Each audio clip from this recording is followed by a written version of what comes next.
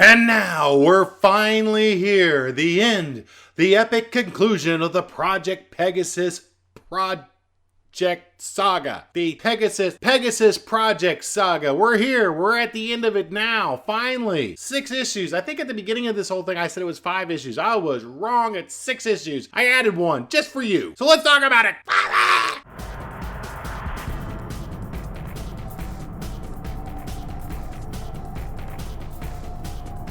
So welcome to Kevin's Commentary on Comics. Yes, we are at the final stage of the Pegasus Project.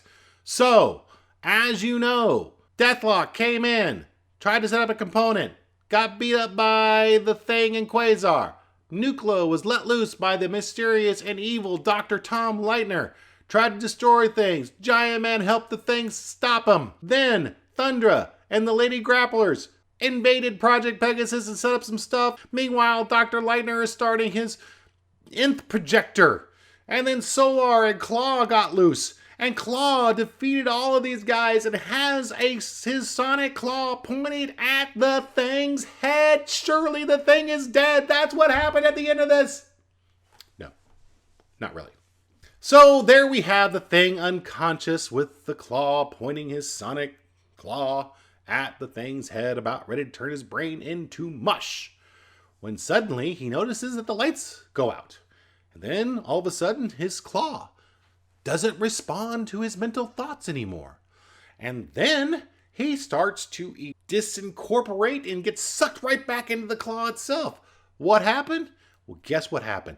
The Aquarian happened. The Thing wakes up and sees his buddy Wondar in a new costume, speaking like an adult rather than a 7-year-old. What happened? As the Aquarian explains, he went to go see the Cosmic Cube and became reborn. He is now the living son of the Cosmic Cube. He took the name the Aquarian from the star system which his original home planet is from, or in, I guess would be the right way to say that. And his mission now is to bring peace to the world. The two of them get Giant Man and Quasar to the sick bay, and then they go off investigating a cosmic disturbance that the Aquarian had sensed. Locate the source of this disturbance, and Ben Grimm almost gets sucked into this giant outline of a man. It's outlined in black, and his body is all white. Like I say, he's giant form, and he's sucking in all these things.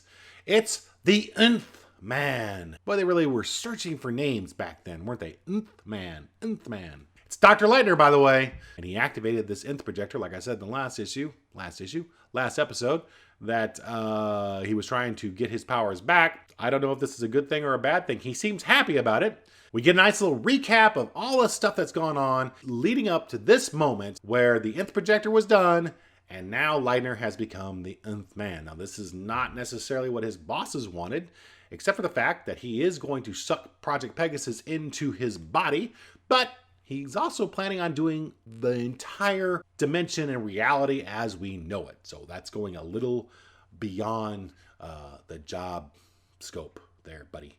Just gonna suck everything into his body because his body has become a living space warp. Ben tries to plug the warp by throwing a big chunk of machinery into it, but the Nth Man just absorbs it, maybe even belches a little bit, does absolutely nothing. Then the Aquarian says, hey, let me take a shot at this. I'm going to expand my null field around the Nth Man, and that will cause him to just shut down altogether. Does so, but to do this, he has to encompass his null field outward, and it caused all of the generators and power sources within Project Pegasus to shut down, which includes Thundra's jail cell, by the way. That will become a point later. So he's got the power to do it. But he realizes if he continues to do what he's doing, everybody in Project Pegasus was going to die because the generators and such not only power the lights and the holding cells and all that other stuff, but also the life support systems. So people are going to run out of air. They start passing out. Aquarian realizes this, pulls his null field in, and the Nth Man laughs saying, "Ah ha ha, I knew you didn't have the power." Aquarian's like, yeah, whatever. So meanwhile, the lights come back on. Giant Man and Quasar are recovered enough to join the battle. along with Thundra, and even Quasar's quantum bands are no match for the Nth Man as he just absorbs his power blast, much like he did Thing's machinery. So Giant Man says, well, maybe I can jump into the Nth Man, grow giant size, and plug up his connection with this reality. And they go, hey, wait a minute, yeah, you could do that, but you might die. And then Giant Man says, well, I'm a dead man anyway. Ba-ba-ba-ba! Big plot drop right here. Giant Man has cancer. Radiation poisoning he got from battling the Atom Smasher. So he says, that's why I was at Project Pegasus to begin with. I was hoping to find a cure, but you know what? Screw this. I gotta do this because the entire reality is shut down. Doesn't matter if I'm dead anyway. So he jumps in, tries to go giant size. No good. Doesn't do a thing. Again, let's go back to the quantum band blast and the Thing's machinery. That stuff didn't work. Giant guy, that didn't work either. This is a very big hole. Realizing, however, that Giant Man's idea was actually a pretty good one, the Aquarian says, hey, I'm gonna jump in there, I'll grab Giant Man, and then I'll use my null field inside the Nth Man to block off this reality warp. So Quasar, the Thing, and Thundra, along with the Aquarian, form a human chain. Thundra holding on to the side of Project Pegasus, holding on to Quasar, Quasar holding on to the Thing holding on to Aquarian. Aquarian jumps in, sees Giant Man, who's basically going crazy, trying to cope with all the stuff that he's seeing floating around him. He grabs Giant Man, expands his null field, kaboom, kablast, kablamo. Nth Man is obliterated. Everything's good. Aquarian's fine. He broke absolutely no sweat doing this thing, and Giant Man's fine too. Nth Man is gone. Everybody's like, hooray, except for Quasar, who's standing there pondering, well, you know what? He said he was across the multiverse. What if there was a reality somewhere where Wondar didn't exist? What happened to those people? Man, what a downer. You have this big triumphant thing. You've defeated this cosmic being. And you got to ponder about multiple realities. So we reach epilogue number 1. In which the Thing is leaving now that Wandar's okay. He figures he doesn't need to do the security detail anymore, so he's going back to the Fantastic Four. The Aquarian is going to go and roam the Earth, bringing out that world peace he kept talking about. Again, we're still waiting.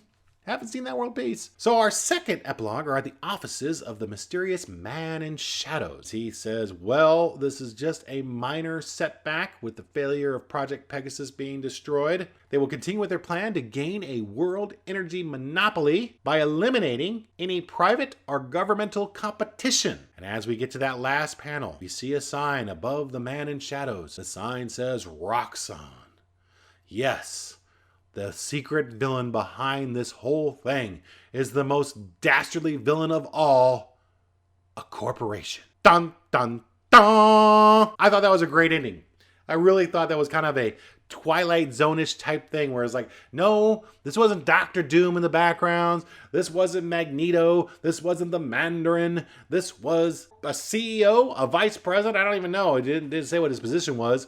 But just a corporation, the infamous Roxxon Corporation. And they're just trying to become a energy monopoly. And sure, why not? Let's let loose a interdimensional being in order to accomplish that goal. Wow.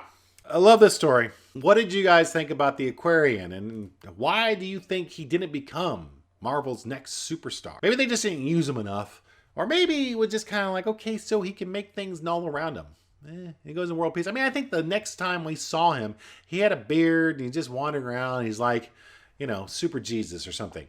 Don't think it quite worked out that well. Whew. 6 issues. Great, great story. I think really one of the classics. It's right up there with Korvac Saga, Kree Skrull War. I mean, this was a good one. And maybe a little underrated. I don't know. I think a lot of people like it. So my name's Kevin. That was my commentary. Next time, I don't know what I'm going to do. I've spent 6 episodes talking about Marvel 2-in-1, the Pegasus Project.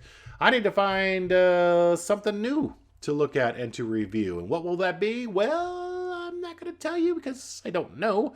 And second, I want you to hit that subscribe button. That one right there. Hit that subscribe button. You can see what I'm going to review next time. And if you got something you want me to review, put a comment below. A couple people have left some suggestions. I am going to take those seriously and see if I can't find them. I will do my best to see what's out there and what interests me too. I'm just going to say right now, I'm not going to just review anything you want. I want it to interest me too. So we will see what we can find out and I'll get back to you on what it's going to be. Hit the subscribe button so you can see what it is. And until next time, why don't you have a great day? And I'll see you.